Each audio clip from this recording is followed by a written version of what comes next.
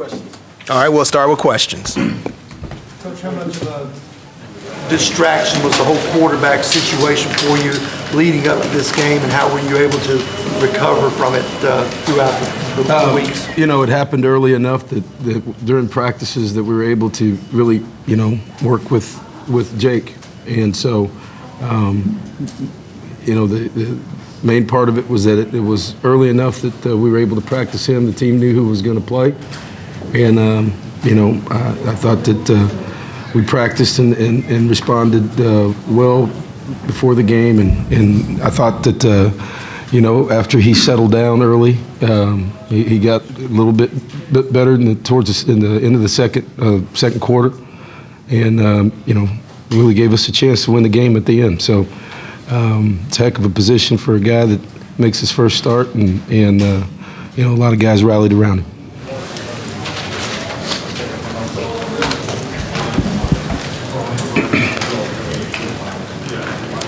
I think Christian had that catch at the end. Did you see? No, I just looked up at the Jumbotron and saw a big circle. So I was too busy going through scenarios of, was it 3rd and 9, what hash it was on, if where the ball was going to be. If it wasn't there, we had to get a play called.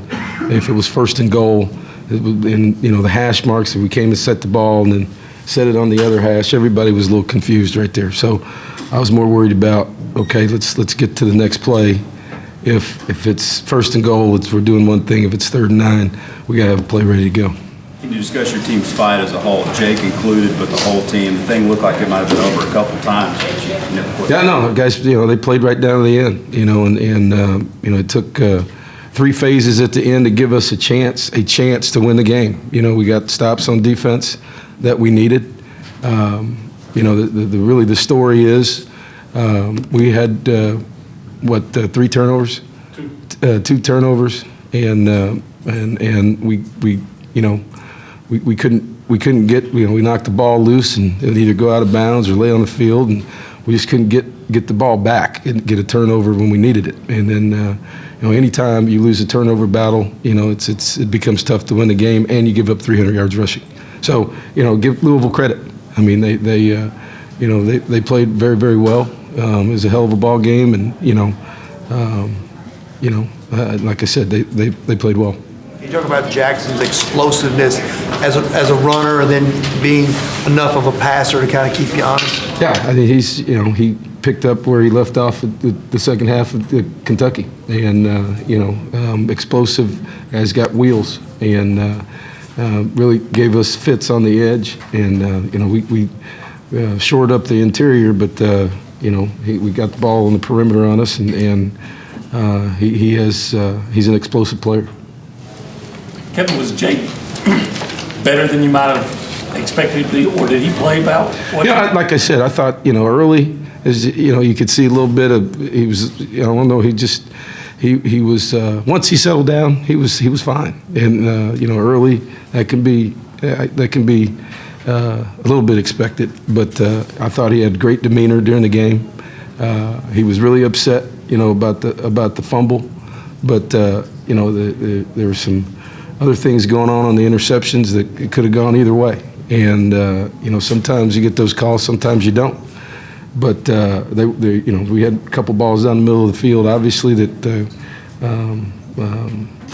there was some contact, and those are plays that we make most of the time. We just make them. And then, like I said, you got to give Louisville credit too, in those situations for making plays. No, but to answer your question, for a guy to come in and do what he did, and our team to give us a chance at the end of the game with everything that happened for the 55 minutes beforehand, you got to be proud of him. Trey, did he say anything, or if you could just talk about the way he was talking to you, or the way he handled himself in that, when y'all came out for that last drive and y'all had a chance to win?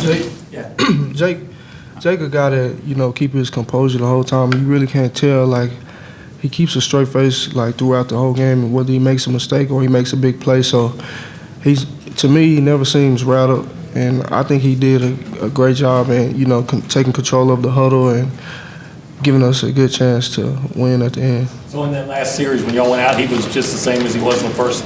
From the first snap of the game to the last, he never changed to me.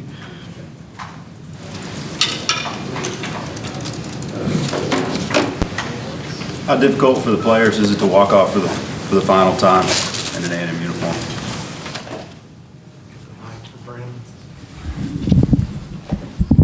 I mean, it's very difficult, especially with this loss. It'd have been better with the win, but it's a sour taste in the mouth just because we lost. But through it all, I'm glad I'm with this team. I'm glad I'm with these coaches, and I'm glad I played for the university. Correct. I feel the same way. You know, I'm very thankful Coach Sumlin gave me an opportunity, you know, to transfer in from Oregon and, you know, giving me a chance to come in and play and compete against some of the best guys in the country at that time at the running back position. So I'm just thankful that I, you know, got to play at Texas A&M.